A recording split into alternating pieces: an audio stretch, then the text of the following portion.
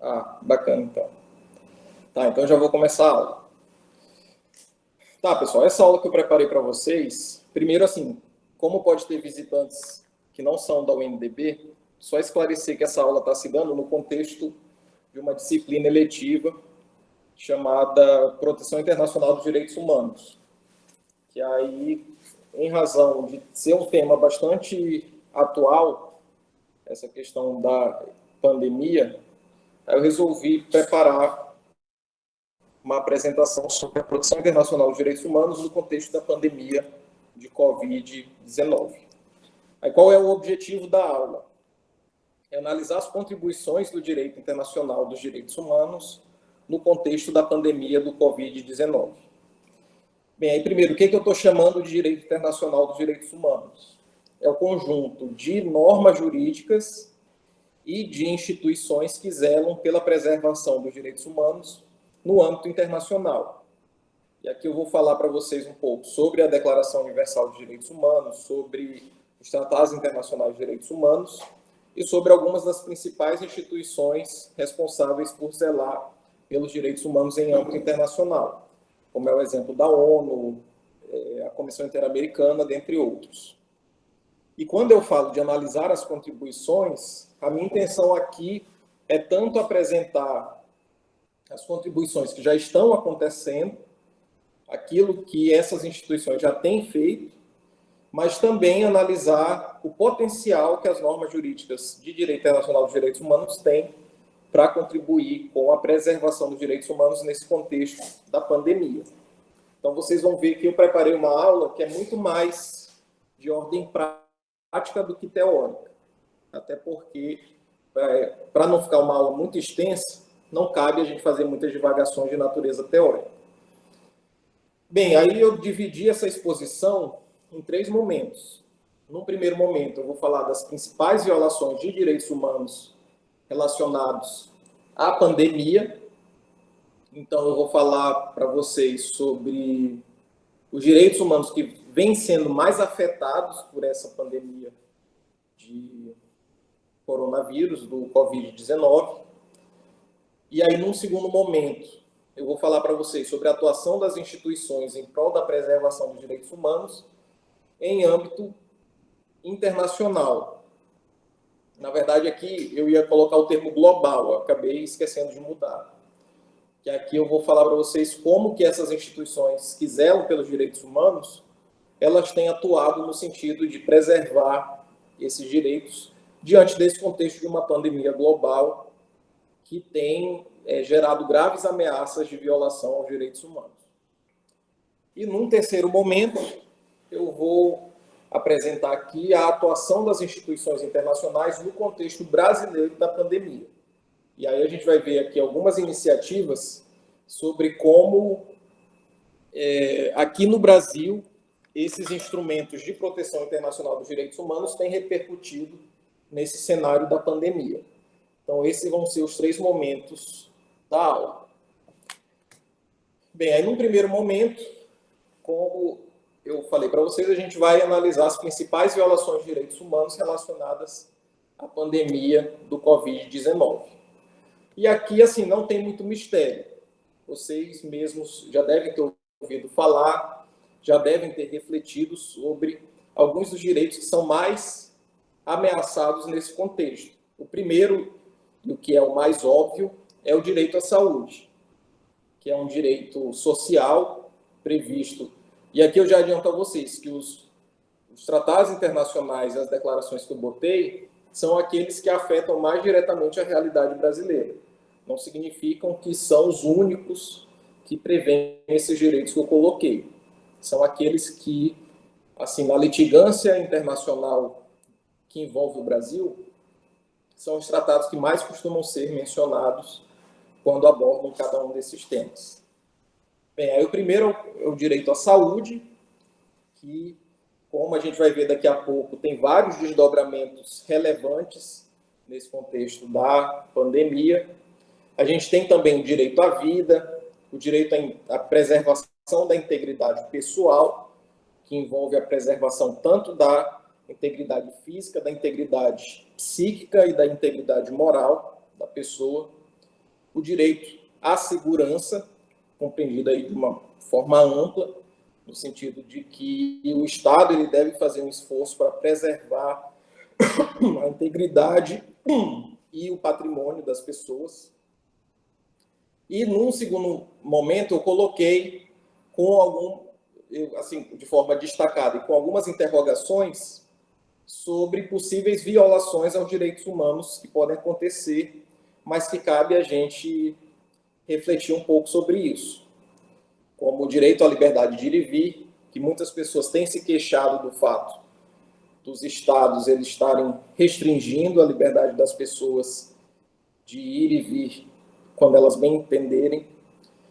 O direito à educação, que, por exemplo, o nosso presidente da República entende que não há motivo para fechar as escolas, já que as crianças são um público pouco afetado pelo Covid-19.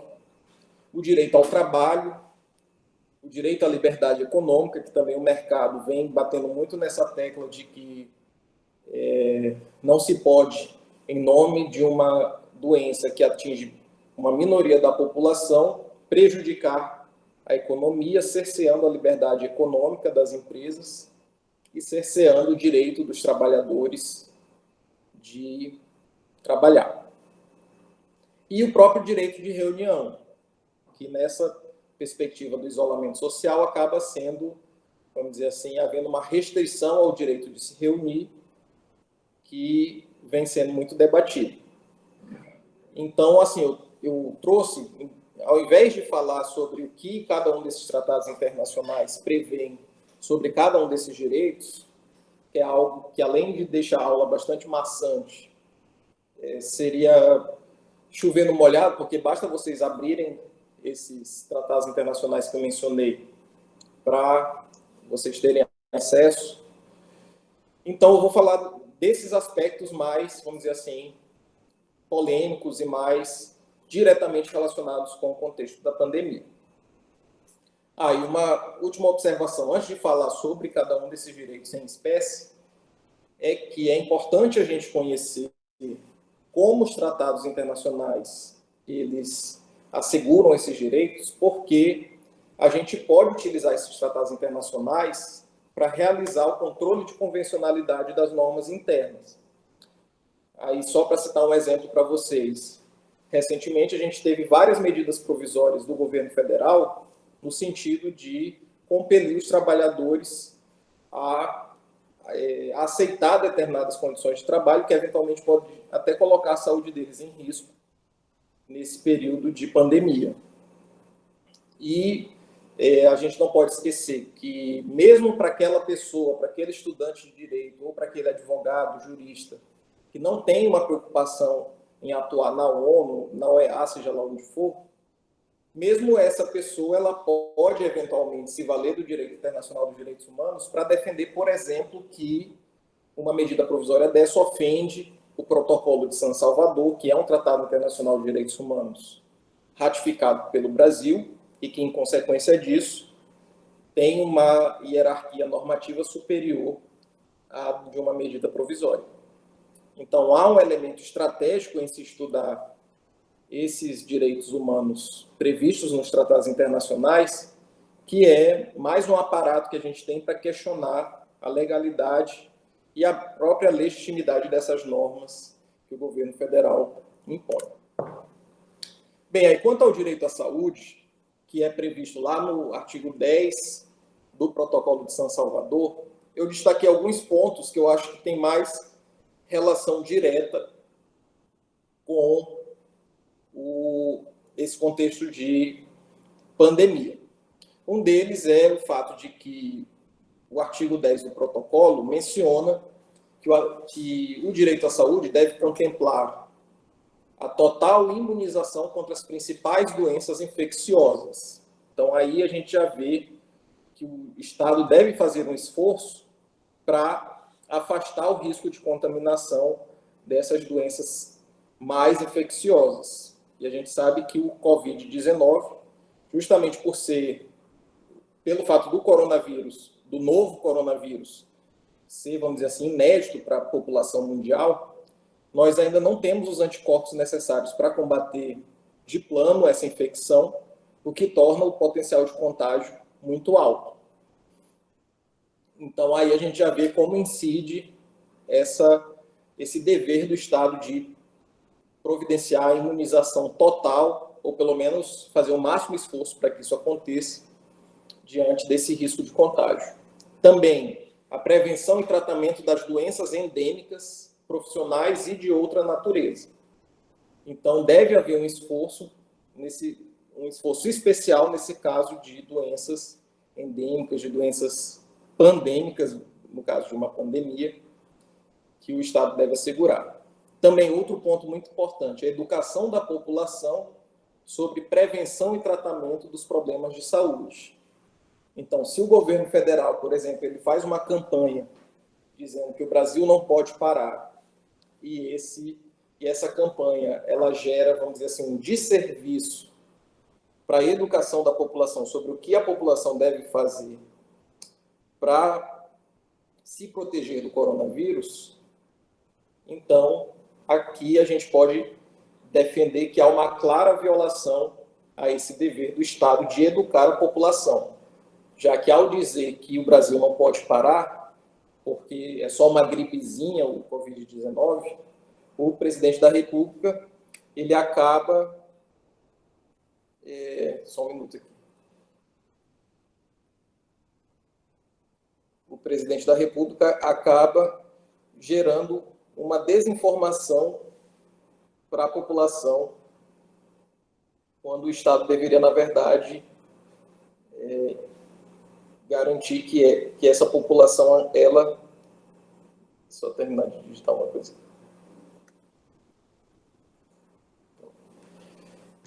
Que essa população fosse devidamente informada sobre como prevenir o contágio. E também tem outro ponto importante aqui, que é a satisfação das necessidades de saúde dos grupos de mais alto risco. Vixe, por que sumiu a tela? Também sumiu para vocês aí o slide?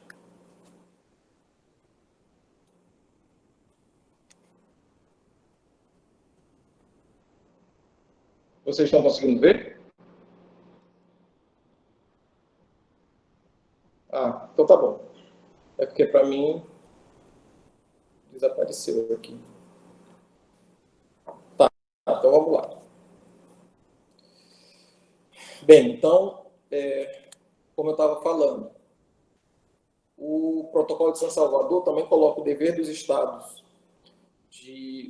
também inclui no direito à saúde a satisfação das necessidades de saúde dos grupos de mais alto risco e que, por sua situação de pobreza, sejam mais vulneráveis.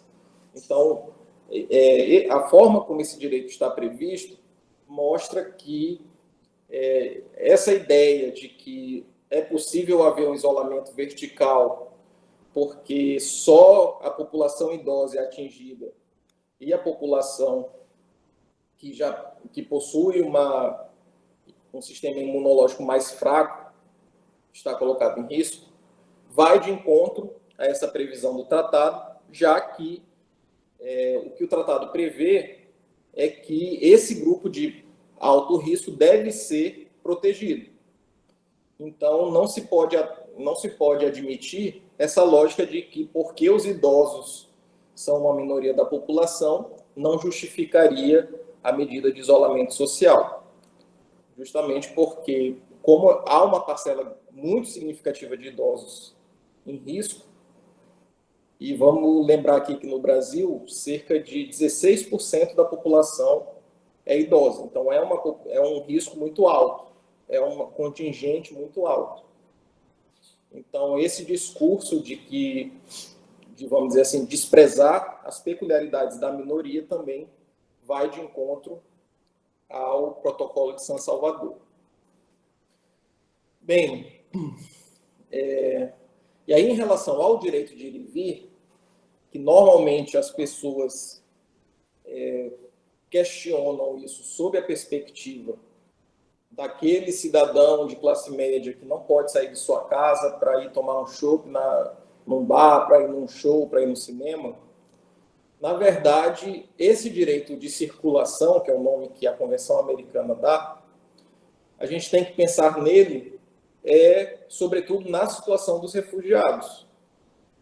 Porque os refugiados, como eu vou falar numa aula específica sobre esse assunto, eles são pessoas que saem de seu país não porque eles simplesmente querem tentar uma vida melhor em outro país, mas porque a permanência deles no país de origem coloca em risco as suas vidas. Então, embora possa ser vista como uma medida necessária o fechamento das fronteiras para evitar o ingresso de países de pessoas potencialmente infectadas no território nacional, a gente tem que ter uma atenção especial com os refugiados, porque os refugiados, como eles não podem voltar para o território de origem, e como geralmente os locais em que os refugiados eles habitam, são locais em que é muito difícil haver um isolamento social, porque comporta muita gente, então é necessário haver uma especial preocupação com a situação dessas pessoas. Então, se, por exemplo, chega uma embarcação cheia de refugiados no Brasil, o fato da gente estar vivendo nesse contexto de pandemia não pode justificar o simples rechaço desses refugiados para fora do país. Então, como os refugiados eles têm uma situação bastante peculiar de perigo, de vulnerabilidade, então, quando a gente pensa no direito de ir e vir e de permanecer num país, a gente tem que levar tudo isso em consideração. Bem, por outro lado, o direito ao trabalho, que, como eu falei para vocês, principalmente o empresariado, ele sustenta que não seria correta a postura dos governos no sentido de tolher o funcionamento das empresas em razão do prejuízo que isso pode gerar para a economia, em razão do desemprego que isso pode gerar, etc. Mas aí eu trouxe aqui o artigo 7º do Protocolo de San Salvador, no sentido de que fala sobre as condições justas, equitativas e satisfatórias de trabalho. Porque é importante a gente lembrar que quando é previsto direito ao trabalho, esse direito não é absoluto. E ele atende a determinados requisitos. E um deles é a segurança e a higiene no trabalho. Então, se o Estado brasileiro ou os demais países não têm condições de assegurar que aquele trabalhador ele vai ser capaz de chegar no seu trabalho, exercer a sua jornada e voltar para sua casa sem colocar a sua saúde em risco, sem colocar a sua integridade física em risco, então esse requisito da segurança e da higiene no trabalho não está sendo respeitado. Então é importante, quando a gente pensa nessa perspectiva do direito ao trabalho, a gente pensar também na perspectiva de que o trabalhador ele deve ter o direito de trabalhar na medida em que aquilo seja possível de fazer sem o comprometimento da sua saúde, e da saúde dos demais também, dos familiares desse trabalhador e assim por diante. E aqui também é interessante a gente observar como aquela característica da relatividade dos direitos humanos, que nessas situações de um aparente conflito entre direitos humanos, que a gente tem o direito à saúde conflitando com o direito ao trabalho, ou direito à liberdade de reunião, como eu mencionei aqui, o artigo 15 da Convenção Americana, esses direitos eles devem ser mitigados quando há uma circunstância grave que justifique. Aí, nesse sentido, é bastante elucidativo o teor do artigo 15, que fala sobre o direito de reunião, que diz o seguinte: é reconhecido o direito de reunião pacífica e sem armas. O exercício de tal direito só pode estar sujeito às restrições previstas pela lei e que sejam necessárias numa sociedade democrática, no interesse da segurança nacional, da segurança ou da ordem públicas, ou para proteger a saúde, ou a moral pública, ou os direitos e liberdades das demais pessoas. Então, a própria Convenção Americana, que prevê o direito de reunião, deixa claro que esse direito, assim como o direito de liberdade de ir e vir, ele não é um direito absoluto. Em vez disso, é um direito que se sujeita a restrições quando há outros interesses maiores em jogo, que no caso aqui é o da proteção à saúde. E também eu trouxe aqui, por achar que tem uma relação direta com esse contexto do Covid-19,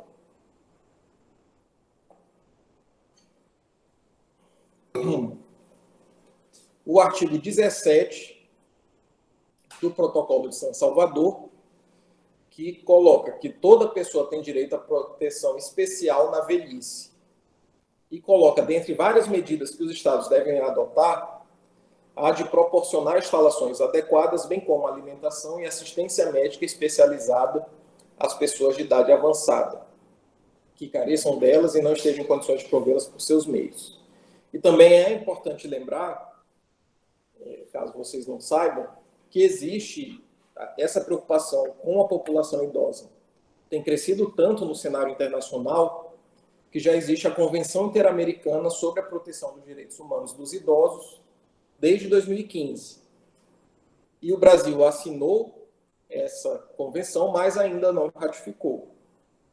E essa convenção, ela estabelece uma série de direitos relacionados à preservação da saúde do idoso, da sua integridade física, da sua liberdade, entre outras coisas. E uma coisa que é curiosa é que, apesar do Brasil não ter ratificado esse tratado, então formalmente ele não é válido no Brasil, em 9 de abril de 2018 foi criada uma lei que estabeleceu o Ano de Valorização e Defesa dos Direitos Humanos da Pessoa Idosa, que colocava, dentre outras medidas, a divulgação da Convenção Interamericana sobre a Proteção dos Direitos Humanos dos Idosos. E por que isso é curioso? Porque o presidente da República ele sancionou essa lei que colocava esse ano de valorização do idoso, mas, embora pudesse ter feito, não ratificou a convenção em si, o que é um contrassenso. De que adianta divulgar uma convenção internacional se o país, se o presidente da República não ratificou essa convenção? Então, isso mostra um pouco também das contradições que a gente tem nesse procedimento de incorporação dos tratados internacionais de direitos humanos, que às vezes as mudanças de governo acabam fazendo com que surjam esse tipo de contradição. Bem, pessoal, aí continuando, eu já vou falar agora sobre a segunda parte da aula, que é a respeito da atuação das instituições internacionais no contexto global da pandemia de Covid-19. E, em relação a isso, o que a gente observa, em primeiro lugar, é que tem havido uma prevalência dos mecanismos não convencionais de defesa dos direitos humanos. Aí, só para esclarecer a princípio, que mecanismos não convencionais, o termo convencional aqui tem relação com convenções internacionais. Não é não convencional no sentido de algo que é estranho, que é anormal, que é fora do comum. Então, quando a gente diz que são mecanismos não convencionais, é porque não é o mecanismo dos relatórios, das comunicações interestatais, em que um Estado denuncia o outro, ou das petições individuais, em que o indivíduo ele denuncia uma violação de direitos humanos. Quando a gente fala de mecanismos não convencionais, são aqueles que decorrem de órgãos dessas instituições internacionais criados através de resoluções da ONU, como é o caso de várias iniciativas que o Conselho de Direitos Humanos da ONU tem adotado nesse contexto do Covid-19. Então, aqui a gente tem percebido, analisando como a ONU tem se posicionado diante dessa pandemia, que tem prevalecido uma atuação não convencional dos direitos da ONU, no sentido dela agir sem se ater àqueles mecanismos previstos, por exemplo, no Pacto Internacional dos Direitos Civis e Políticos, ou no Pacto Internacional dos Direitos Econômicos, Sociais e Culturais. E ao invés disso, a gente... Não, eu vou deixar para ilustrar com os casos que eu separei. E outro detalhe que é importante nesse âmbito global é que a gente percebe como a retórica dos direitos humanos ela tem sido um importante instrumento de mobilização política em âmbito interno e internacional. E aqui, assim, eu vou só abrir um parênteses para dizer a vocês que eu compactuo com a teoria crítica dos direitos humanos, que concebe o campo normativo e institucional como apenas um dos campos de luta por direitos humanos. Porque, na verdade, o que na prática é importante nos direitos humanos? É a luta por dignidade das pessoas. Então, não interessa a gente ter 1 milhão de tratados internacionais se esses tratados ficam apenas no papel e as pessoas vivem sem dignidade. Então, o Joaquim Herrera Flores, que é um dos expoentes dessa teoria crítica, ele coloca que esses instrumentos internacionais, esses tratados de direitos humanos, essas instituições como a ONU, elas são importantes instrumentos de luta por direitos humanos no campo jurídico, no campo institucional, mas não são o único instrumento, porque a efetivação dos direitos humanos ela se dá não só a partir do campo jurídico, normativo e institucional, mas também no campo político. E quando a gente fala em política, é no campo político em sentido amplo, no sentido de que é importante tanto a realização de políticas públicas, mas também que a sociedade civil, ela cada vez mais se sinta impelida a participar do espaço público, pressionando o Estado a preservar a saúde da população idosa, a preservar os direitos humanos da população em geral, e assim por diante. E, diante disso, uma das coisas que a gente observa tem sido importante na atuação dessas instituições internacionais é que elas favorecem a retórica dos direitos humanos como instrumento de mobilização política. Porque quando, por exemplo, Donald Trump chega dizendo que a economia não pode parar, o discurso dos direitos humanos, o dever que os Estados têm de proteger a saúde da população, que é inscrito na Declaração Universal, em vários tratados internacionais, são um dos instrumentos que se tem para defender politicamente, para se rebater esse discurso de que a economia deve continuar funcionando, não importa o preço que se vá pagar. Então, a gente observa que também nesse campo, vamos dizer assim, informal, esses instrumentos internacionais têm sido importantes. Bem, aqui, pessoal, eu separei para vocês alguns exemplos de atuação da ONU no contexto da pandemia de Covid-19, no contexto global. Aí uma delas foi uma iniciativa da ONU de ressaltar a importância de se preservar a vida dos refugiados nessa luta contra o Covid. Aí tem inclusive um texto que eu compartilhei na postagem que eu fiz lá no Google Classroom, que é chamado 5 motivos para não esquecer dos refugiados na luta contra o Covid-19. Aí eles elencam, dentre esses fatores, o fato de que para mais de 70 milhões de pessoas voltar para casa não é uma opção, justamente porque eles saíram de casa porque a vida estava em risco. Mais de 80% de refugiados do mundo vivem em países em desenvolvimento, que é um nome chique para dizer países que são subdesenvolvidos, que não são desenvolvidos e que por isso carecem de políticas públicas. Os campos, assentamentos e abrigos para refugiados estão superlotados, o que dificulta medidas como isolamento social e torna ainda mais vulnerável essa população de refugiados. Idosos estão entre os refugiados mais vulneráveis do mundo e o mundo enfrenta um inimigo invisível, mas conflitos armados não pararam. Então, continua havendo conflitos armados que impedem essas pessoas de voltar para os seus países. Então, é necessário haver uma sensibilização por parte dos chefes de Estado no sentido de dar um especial tratamento aos refugiados nesse contexto do Covid-19. Aí também, eu separei aqui um texto de 11 de março, então já faz quase um mês, em que a Bachelet, ela, que é a comissária da ONU, a alta comissária da ONU atual, ela defende que os direitos humanos precisam estar no centro da resposta a essa crise causada pelo coronavírus.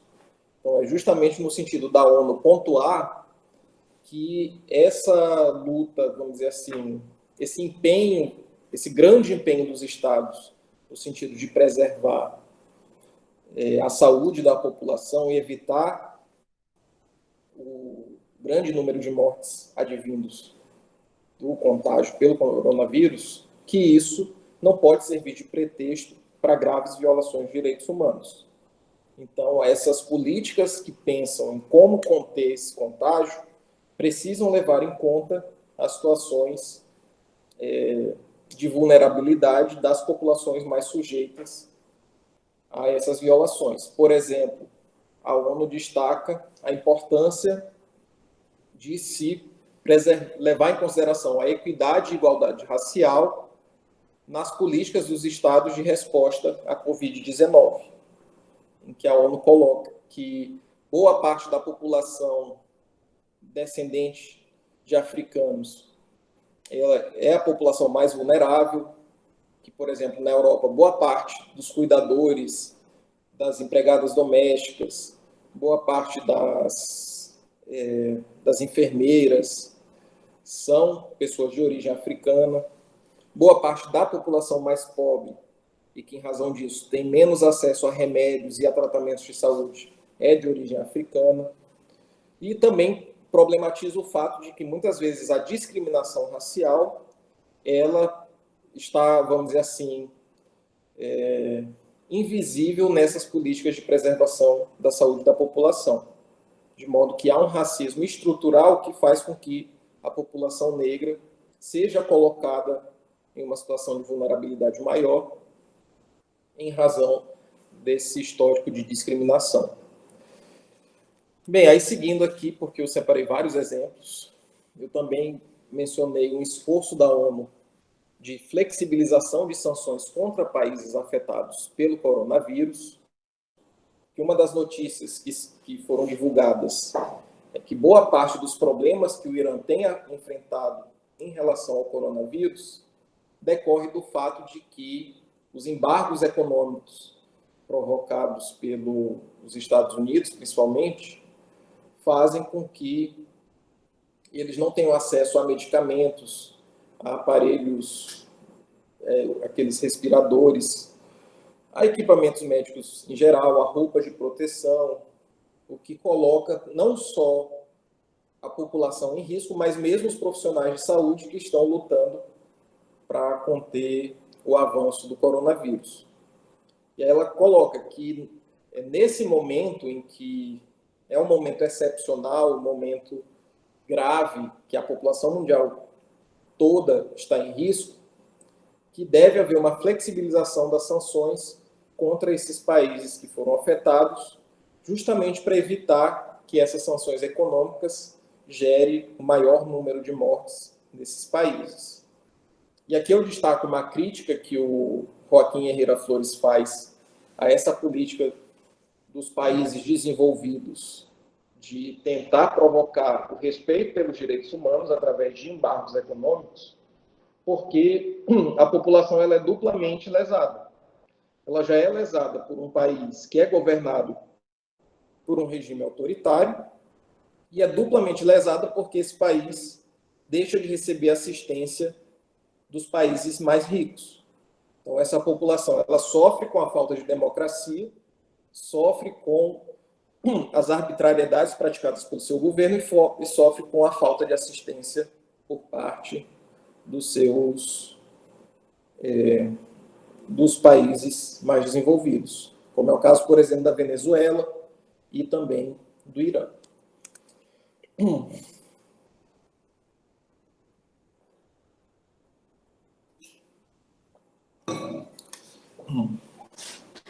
Bem, outra provocação que eu achei muito interessante que foi feita por uma relatora especial da ONU sobre violência contra a mulher, no sentido de que se deve dar especial atenção para conter a violência doméstica nesse período de quarentena decorrente do Covid-19. Porque, como ela bem enfatizou, para muitas famílias, ficar em casa é uma situação de risco. Tanto situações de violência doméstica contra a mulher, quanto contra crianças e adolescentes, que aí envolve abuso sexual, envolve abuso físico, violência física, violência psicológica, e que, diante disso, essa relatora da ONU, ela tem provocado os países a pensar em maneiras de manter os sistemas de proteção urgentes, que no caso aqui no Brasil seriam as medidas protetivas de urgência asseguradas pela Lei Maria da Penha, principalmente, mesmo nesse contexto de pandemia e de isolamento social. Porque se para muitas famílias, a gente até pode pensar, a criminalidade ela tende a se reduzir com as pessoas permanecendo em casa. Uma parte da criminalidade. Porque, por exemplo, a maioria das mulheres, enquanto a maioria dos homens eles morrem, eles são assassinados na rua, por assim dizer, em assaltos e etc. As mulheres que são assassinadas, a maioria é assassinada dentro de casa, pelos seus maridos, pelos seus companheiros. Então, isso deve ser levado em consideração quando se pensa nesse contexto de isolamento social. Então, mais uma vez, a ONU, ela, num contexto que ninguém está parando para pensar sobre isso, ela vem e provoca os estados a praticar medidas nesse sentido. Bem, uma outra iniciativa que eu achei muito interessante, que veio do secretário-geral da ONU, foi instando os países a fazer um cessar-fogo mundial, para que os principais conflitos bélicos que provocam a crise de refugiados, que eles cessem de modo a permitir que essas pessoas e esses países eles foquem os seus esforços em preservar a vida da população, em preservar a saúde da população. Porque se esses conflitos bélicos eles não pararem, a tendência é que boa parte da população continue se deslocando, ainda que de forma clandestina, de forma ilegal, porque para essa população não é uma opção simplesmente se isolar dentro de casa, se a casa dessas pessoas está num território que pode sofrer um atentado a qualquer momento, etc. Bem, e também outra iniciativa que foi muito interessante da ONU foi o pedido feito pela alta comissária da ONU, a Bachelet, no sentido de que fossem adotadas medidas urgentes para prevenir o avanço da Covid em locais de detenção. Porque a gente sabe que ainda há muito discurso do bandido bom é bandido morto, mas que o Estado ele tem que se preocupar com toda a sua população, independentemente da opinião pública sobre os direitos humanos da população carcerária. O Estado ele tem o dever de assegurar a saúde não só da população chamada de cidadão de bem, mas também da população carcerária. E aí ela propõe uma série de medidas que deveriam ser adotadas para preservar a vida dessas pessoas que estão presas. Então, por exemplo, aí ela ressalta, Bachelet, o caráter excepcional das penas privativas de liberdade, que nesse momento, mais do que nunca, é importante que se providencie a libertação de quem está preso de forma ilegal, para que essa pessoa possa fazer o seu isolamento social adequadamente, que sejam libertos os presos políticos, que são perseguidos por regimes autoritários, em sua maioria. Também a libertação dos presos que são idosos ou que, pelas doenças que possuem, estão numa situação de vulnerabilidade. Também dos infratores de baixo risco, que não colocam em risco a vida da população. Também ela ressaltou a necessidade de se ter uma atenção especial à assistência médica das mulheres presas, incluindo as mulheres presas que estão grávidas e aquelas que possuem deficiência.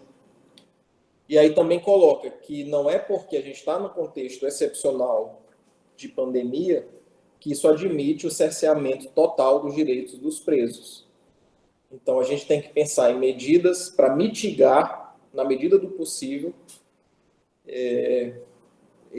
a violação aos direitos que são decorrentes desse contexto de isolamento. Então, por exemplo, em relação às visitas, o direito que o preso tem de receber a visita dos seus familiares. É bem verdade que esse direito, de forma irrestrita, pode colocar em risco não só a vida do preso, como a vida dos próprios familiares que vão visitá-lo. Então, nesse sentido, a Bachelet propôs que sejam pensados de forma transparente políticas que podem ser adotadas para se fazer essas visitas de uma forma alternativa, como através de videoconferências, por exemplo, para que pelo menos o preso tenha aquele contato com seus parentes. Então,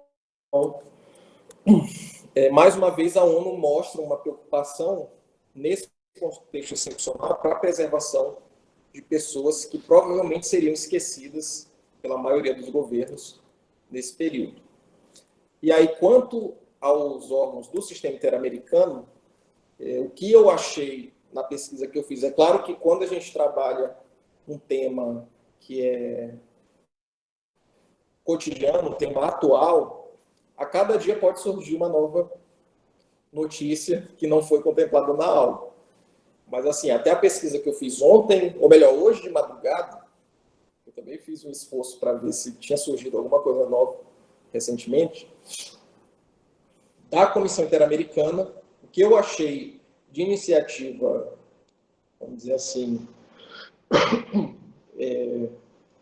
feita pela própria comissão, e não decorrente de provocação, foi um enaltecimento, um elogio que ela fez à iniciativa do CNJ aqui do Brasil de adotar políticas de preservação da vida dos presos nesse contexto do coronavírus. E aí a Comissão Interamericana pediu que os demais países do continente americano também utilizem essas medidas que o CNJ adotou como espelho na hora de tratar esse problema da saúde dos presos. Que, caso vocês não saibam, o CNJ, o Conselho Nacional de Justiça, emitiu essa recomendação 62, que traz uma série de medidas no sentido de proteger quem está preso, tanto nas prisões quanto no sistema socioeducativo, no caso dos adolescentes. Bem, eu separei também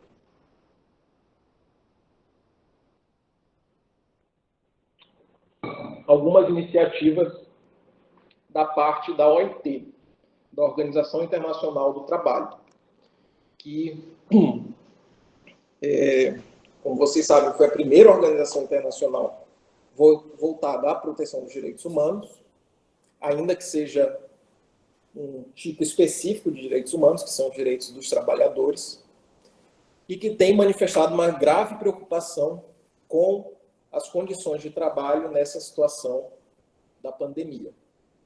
Aí uma primeira preocupação foi com o fato de que, segundo a OIT, a crise decorrente do coronavírus pode gerar 25 milhões de desempregados, que vai ser uma grave crise de ordem social. E aí, nesse sentido, a OIT tem provocado os estados a pensar em políticas para amenizar os efeitos econômicos da pandemia. Então, por exemplo, aquelas políticas do Estado conferir uma renda mínima para a população que está desprotegida. E também, no caso do Estado, fornecer determinados subsídios às empresas para evitar que elas quebrem nesse contexto de pandemia. Tudo isso são medidas que a OIT tem provocado os estados a adotar para evitar essa previsão de 25 milhões de desempregados em decorrência da pandemia. Também, um outro ponto importante é que a OIT ela tem manifestado uma grave preocupação com os trabalhadores precários, aqueles trabalhadores uberizados, vamos dizer assim, que acabam trabalhando muito sem ter todo o amparo que a legislação trabalhista assegura. Então, eles não têm vínculo empregatício, eles não têm um sistema de seguridade social. Se eles pararem de trabalhar, eles simplesmente não recebem. Se eles sofrerem um acidente de trabalho, eles não têm alguém, não têm um órgão estatal que os proteja. Então, em razão dessa situação especial de vulnerabilidade desses trabalhadores precários, que muitas vezes se recusam a fazer o isolamento social, justamente por entenderem que eles precisam trabalhar para sobreviver, é que a OIT tem também provocado os estados a adotar políticas no sentido de proteger essa população particularmente vulnerável. Então, é o caso, por exemplo, também de políticas de renda mínima, para evitar que a pessoa tenha que sair, se sinta compelida a sair para trabalhar para sobreviver, dentre outros. Inclusive, a OIT tem provocado os estados a modificar o seu sistema de seguridade social para contemplar essas pessoas que não estão nos vínculos formais de emprego. Bem, uma terceira notícia que eu separei aqui da OIT foi dicas que a organização deu para o trabalho à distância. Que uma das medidas que a OIT propõe para amenizar os impactos sociais da pandemia no mercado de trabalho é que as empresas que podem realizar teletrabalho, home office, que elas viabilizem isso. E aí, como uma forma de incentivar, a própria OIT tem dado dicas sobre como isso pode ser feito, como isso pode ser aprimorado. Então, mais uma vez, a gente vê aqui uma organização internacional saindo de uma posição de omissão, de simplesmente aguardar representações de violações de direitos humanos, assumindo um certo protagonismo na luta pela preservação dos direitos humanos. Bem, aí eu já passo para a terceira parte da aula, até porque a minha intenção aqui é não fazer uma aula expositiva muito longa, para não ficar muito maçante. Agora eu vou falar para vocês sobre a atuação das instituições internacionais no contexto brasileiro.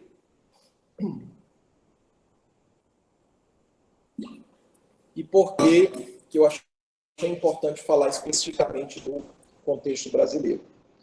Primeiro, porque é onde a gente vive, isso é um motivo óbvio, mas segundo, porque aqui a gente enfrenta um problema que não tem sido enfrentado em vários países, inclusive na Argentina, no nosso país vizinho, que é o discurso negacionista do governo federal, no sentido de considerar que a pandemia não é um problema tão grave quanto é, e também o discurso do governo federal de, não só o discurso, mas, na verdade, a postura do governo federal de violar uma série de direitos sociais de modo a conter os impactos econômicos decorrentes da pandemia. E aí, diante dessa situação peculiar, é que eu achei importante a gente trabalhar um pouco o contexto brasileiro. E o que eu observei a partir da pesquisa que eu fiz é que uma das iniciativas que tem havido bastante é o acionamento das instâncias internacionais.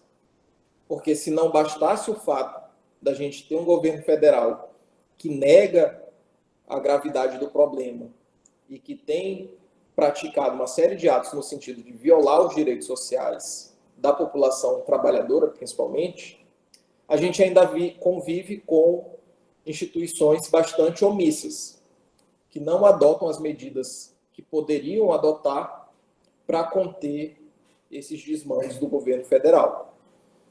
E aí, em consequência disso, um espaço de litigância estratégica que tem se revelado são as instâncias internacionais.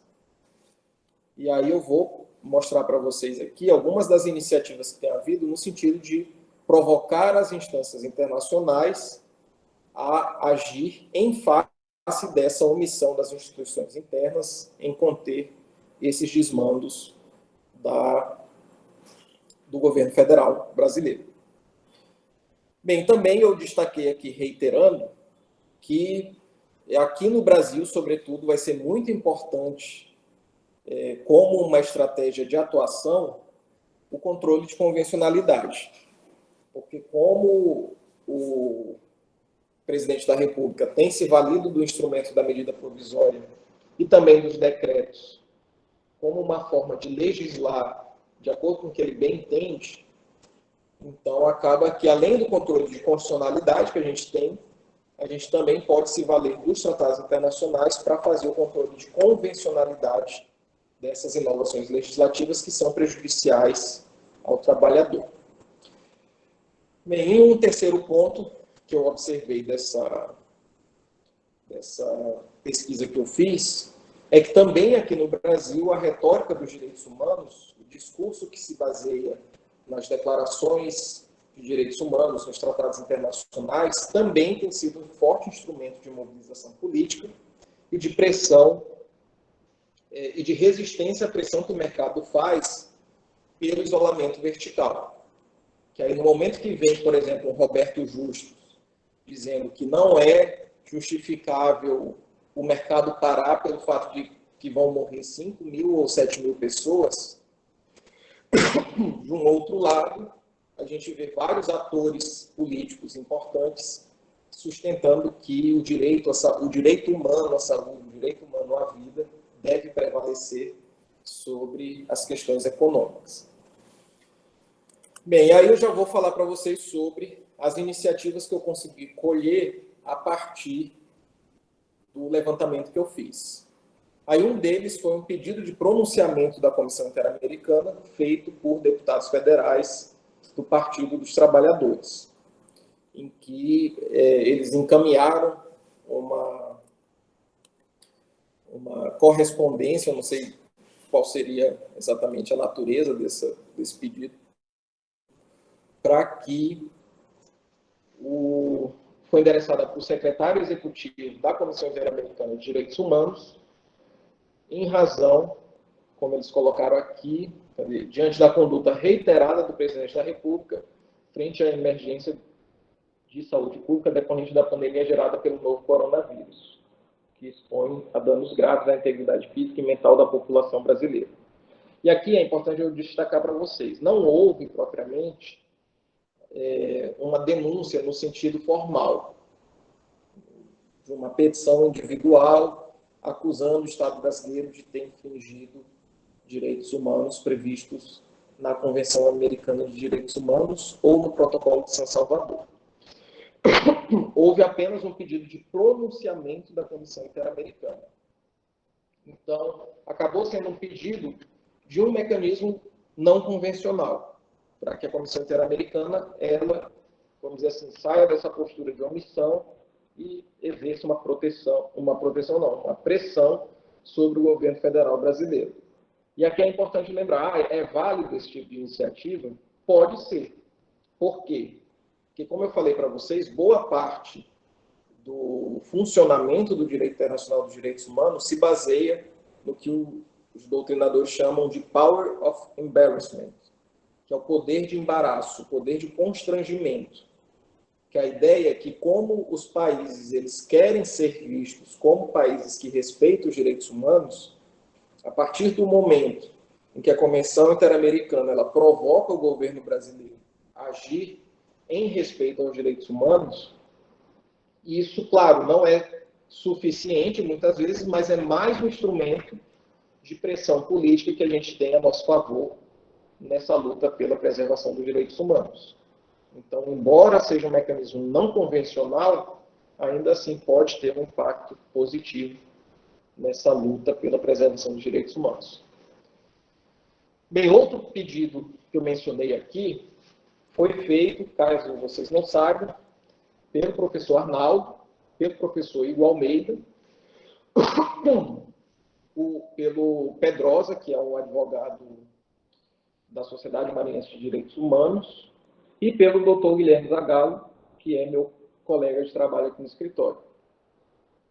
que foi um pedido de medidas cautelares para a Comissão Interamericana de Direitos Humanos em face daquelas várias posturas do presidente da República no sentido de negar a gravidade do problema, em razão daquela campanha que foi feita no sentido de que o Brasil não pode parar, o que colocaria em risco a saúde de várias pessoas. E aí foram solicitadas medidas cautelares, justamente em razão da urgência da situação. Porque o que os especialistas dizem é que nas próximas semanas vão ser os períodos mais críticos da contaminação aqui no Brasil, em que quem já está contaminado vai começar a manifestar os sintomas mais severos, o que pode pode sobrecarregar o SUS, pode sobrecarregar os hospitais e pode gerar um grande número de mortes. Então, aqui eles entraram com pedido de medida cautelar, que é de natureza excepcional, já que o normal é a comissão só atuar depois de ouvir o Estado, e depois de haver toda a instrução do processo, eles entraram justamente sustentando que essas medidas, essas posturas do governo federal, de se negar a reconhecer a gravidade do problema e de incentivar a população a quebrar com o isolamento social, coloca em risco a saúde de toda a população, daí porque eles pediram a expedição dessas medidas cautelares. Aí a Comissão Interamericana ainda não deu uma resposta, não sei se vai dar uma resposta positiva, não há como saber, mas não deixa de ser uma iniciativa importante para provocar o Estado brasileiro a rever o seu posicionamento.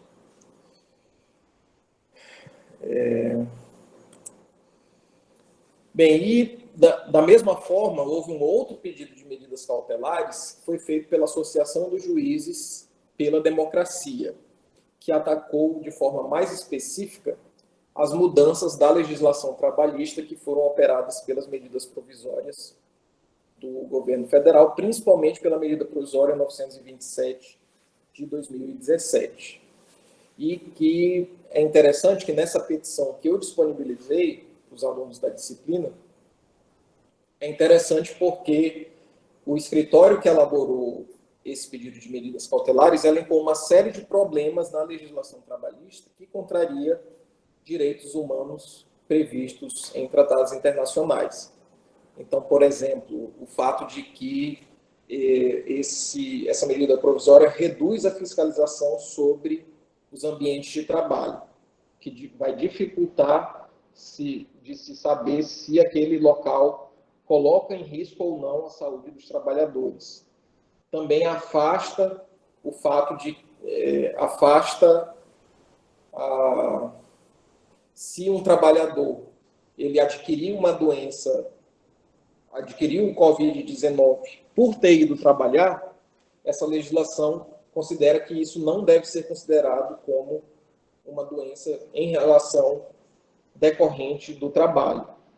Há outros pontos problemáticos, o de que, em relação à jornada de trabalho, que a legislação ela não cria uma forma de que a pessoa que vai trabalhar em casa, ela só vai ter que trabalhar naquele período de jornada, porque ela não força as empresas a criarem mecanismos de controle dessa jornada. Enfim, uma série de problemas nessa legislação trabalhista que foram atacados através desse requerimento de medidas cautelares, que, no entanto, ainda não teve também resposta.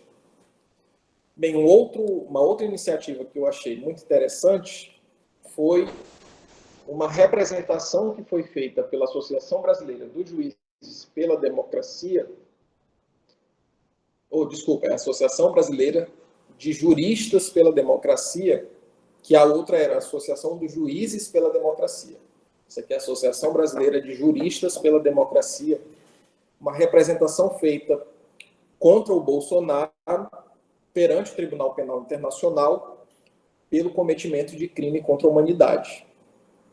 E aí, só para assim, eu ainda não dei aula sobre o Tribunal Penal Internacional, mas só para adiantar para vocês, esse tribunal que o Brasil faz parte, conforme prevê, tem até um dispositivo da Constituição que prevê isso, o artigo 5º, parágrafo 4º da Constituição Federal, ele elenca como crime contra a humanidade, lá no artigo 7º, é aquele contra, outros atos desumanos de caráter semelhante que causem intencionalmente grande sofrimento ou afetem gravemente a integridade física ou a saúde física ou mental.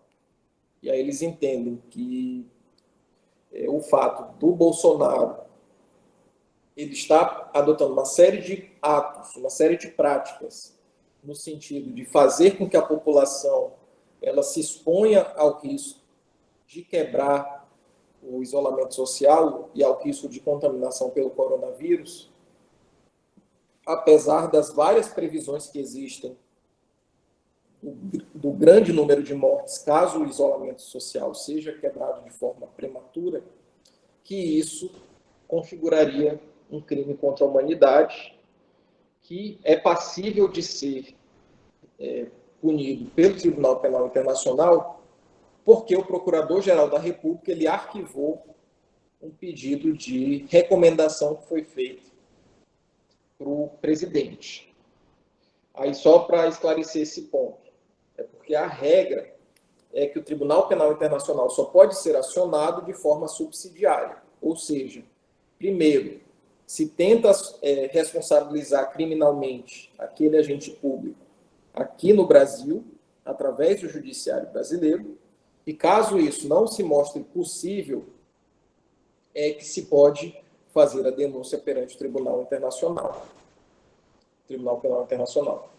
E aí, nesse caso, esses advogados que elaboraram essa petição, eles consideraram que esse requisito já tinha sido satisfeito porque o Procurador-Geral da República ele arquivou um pedido que foi feito de recomendação ao governo federal para que ele se abstivesse de adotar práticas contrárias ao isolamento social, o que demonstraria que se o Procurador-Geral da República, que tem competência exclusiva para denunciar o presidente aqui no âmbito interno, ele arquivou um pedido de recomendação, o que dirá um pedido de processamento de ordem criminal.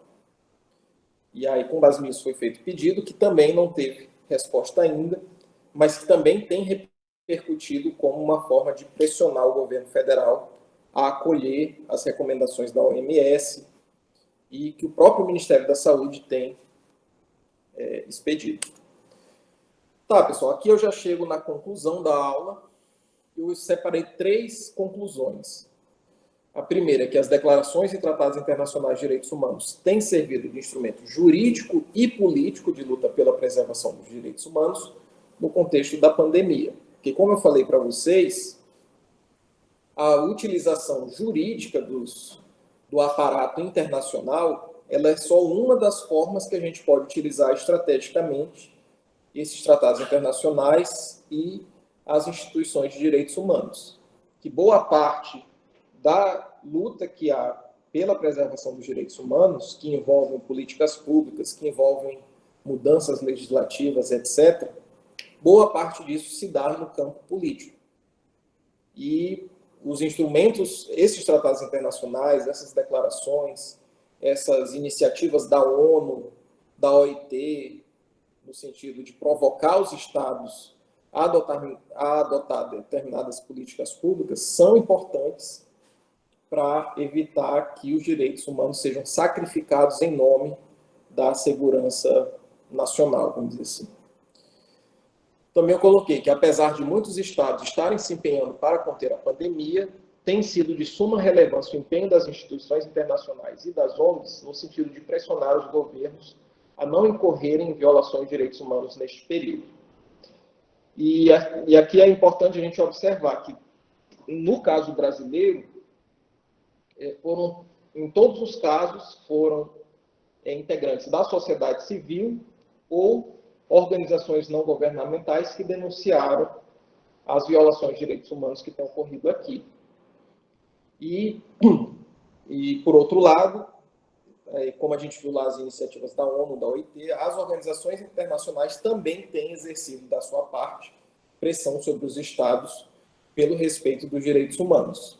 Então, também aqui é importante chamar a atenção para o fato de que não cabe apenas às instituições oficiais o papel de zelar pelos direitos humanos, porque, historicamente, a participação da sociedade civil tem sido crucial para que esses direitos humanos sejam preservados, sejam efetivados. Ainda que muitas vezes seja o Estado quem tem, vamos dizer assim, o aparato mais concreto relacionado à preservação dos direitos. Mas aqui, por exemplo, falando do contexto da pandemia, se nós, enquanto sociedade civil, não internalizarmos a necessidade de ficar em casa, de adotar medidas no sentido de evitar a contaminação das pessoas, etc., nós, enquanto sociedade civil, também estaremos incorrendo em violação aos direitos humanos.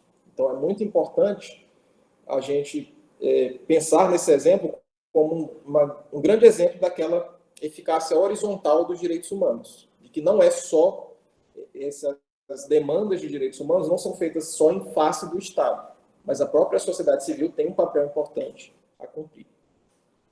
Bem, por fim, como uma última conclusão, eu coloquei aqui que o direito internacional dos direitos humanos tem sido utilizado para denunciar a omissão do governo federal brasileiro em proteger os setores mais vulneráveis neste período de crise.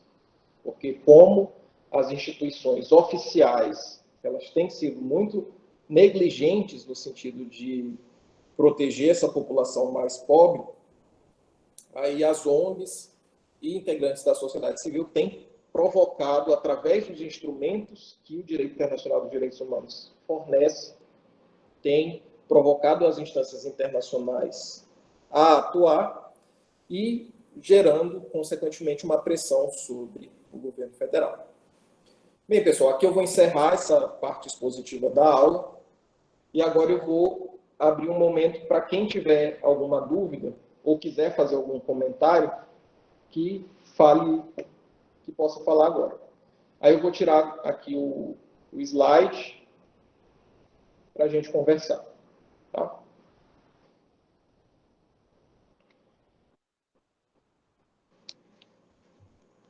Alguém tem algum comentário a fazer?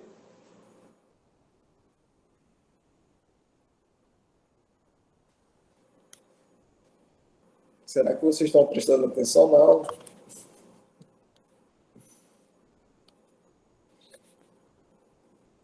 Pessoal, aparentemente ninguém tem comentários a fazer, então eu vou encerrar aqui a aula. Aí eu peço que a professora Heloísa encerre aí a gravação e depois me disponibilize o link para eu botar no YouTube. Aliás, não, depois a gente vê essa parte da gravação. Por enquanto, só garantir a gravação. Tá, pessoal, boa tarde para vocês. Espero que vocês tenham gostado da aula. E para quem faz parte da disciplina, não esqueçam de responder uma atividade que eu deixei lá e que vai valer um ponto extra para P2. Tá certo? Então, boa tarde.